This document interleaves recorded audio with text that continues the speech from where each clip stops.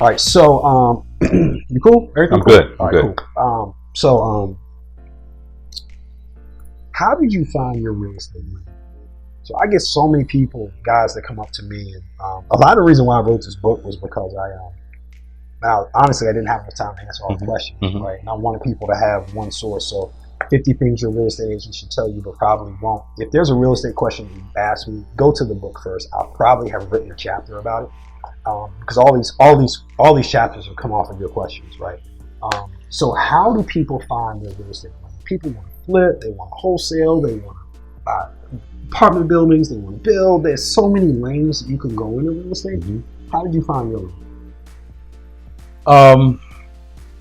I just knew that I want to have more control of my future, and trying to figure this thing out, where I knew that, and I felt that if I were to have more control of it, I cannot eat up or spend everything that came in. So for me, it was about ownership. It was about keeping, but also building off of it. So this is what I normally tell young guys. I said, listen, quit watching all these TV flip channels. I said, you have to stop, because if you believe everything that it says, I didn't say that they don't do great things. I did not say that. I said, listen, they are out there in California, or they are there in Texas, or they are in Florida. You need to trust someone who's local, who's going to be honest with you, truthful with you, and tell you then whether this is a home buy and rent, or buy and sell. Okay, now I often tell young guys this too, because most of the time I talk with guys. That's why I always say guys. There are a lot. Hold on.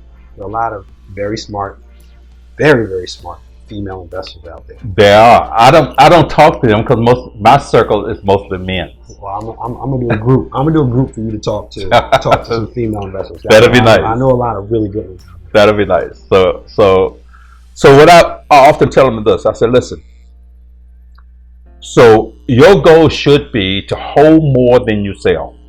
Now, if you need to build up some cash, yes, if the opportunity presents itself and you can make enough money off of this property that you just renovated, consider selling it. But if the numbers work and you have a positive cash flow, hold on to the property, because that's your future. So for a long time, I did not sell any of my properties, and I was up to about 50 properties one time. So, because what happened is, once you start buying properties and you fix them up, the equity is there, the value is there, so you can go to the bank and refinance. So that's the easy part. In other words, I think the key to it is just listen, get good sound advice, and don't think that you know everything. You're new in the game. Yeah, people, when I give people advice that they don't want to hear, a lot of people shut them. They'll freeze up on you. Yeah, and that's the worst way to be when it comes to getting advice, especially about real estate. Because if you haven't done it, like, what do you know? Like, what do you know that's right? Like, you haven't been on the journey. I mean, are you going to trust someone who's taken 95 all the way to, to DC, right? And they can tell you what turns to make and how to get there?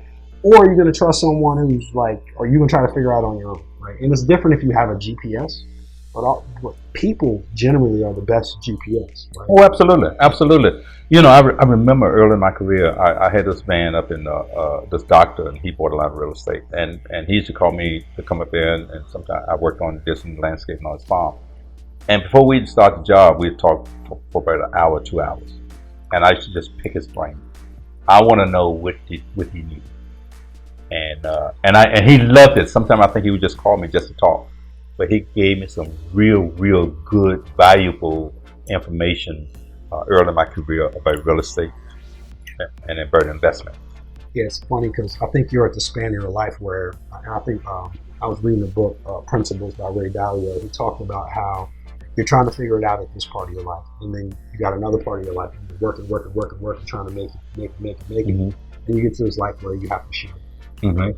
And I feel like you're at the point in your life now where you have to share. Your energy is to share. Your energy is to share it with the right people. Your Mm-hmm. energy is to share it with the people who are going to do something with it. And it's almost it's a gift and a curse. Sharing with someone who's not going to go implement is like they're stealing your joy, they're stealing your intellect, they're stealing your time. But sharing with someone who's going to go do something with it is like invigorating. It's like, okay, like this person's doing it. So if you're out there and you know that you're not at the point where you're going to do anything with it, then maybe it needs to be a little bit different conversation. Maybe it doesn't need to be an hour conversation That's right. with the person. But if you're at the point where you're actually doing it and you want to go to the next level, it's very invigorating for someone who is at the point of their life where they're sharing to see you doing what they're telling you. Absolutely. Right? Absolutely. So just be wise about how you step to people who Mm-hmm. are, Mm-hmm. sharing your information. Because what you don't want to be is you don't want to be a drain on their energy, because they're going to provide you with the energy.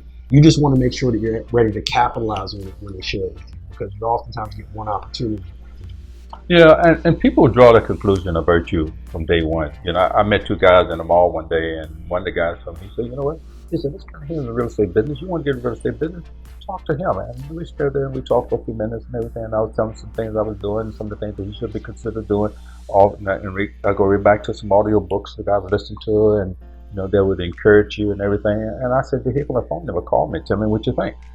Well, when I walked away, the guy said, "Oh, that guy don't know what he's doing." He said, he's not even using the correct English. I'm thinking, and the guy called me and told me. He said, "I said, well, what English has to do with it?" Right. And so he said that and the guy said, "You didn't know what you're doing." So he said, I asked the guy, I said, "Do you know that guy?"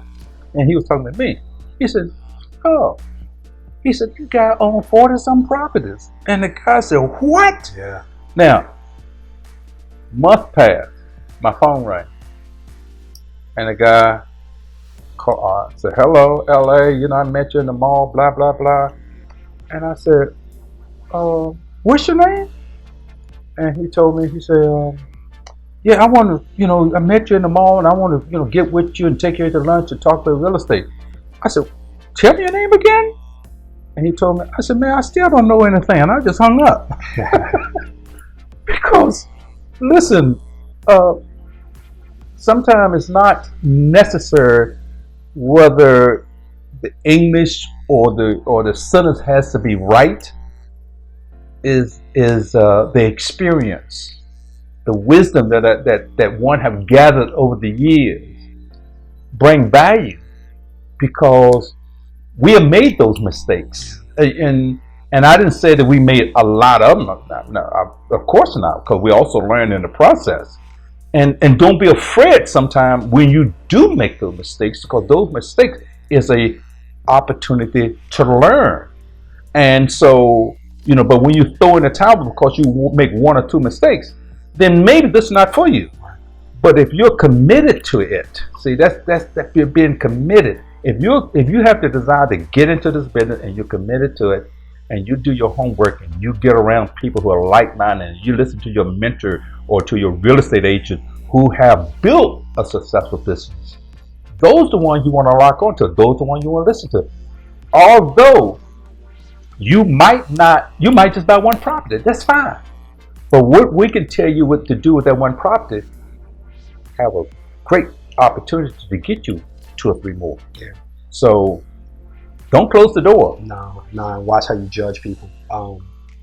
Some of the most successful people that I know own businesses that are not sexy businesses, concrete companies, franchise businesses, people who own like industrial. Like the best real estate to own is industrial, and those guys ride around in trucks and in like jeans and don't look like property owners, but they're like filthy rich, right? And oftentimes we're judging just because they're not like at a certain level educationally. They don't have all these degrees and all these things behind their names that we think that they're not that they can't add a tremendous amount of value to our life. So slow down. You're probably walking past someone in your life that can add a lot of tremendous value, and because you have judged the way that they speak, the way that they walk, the way that they talk, you're not getting the blessing that God has for you. So it's a great story. Great story.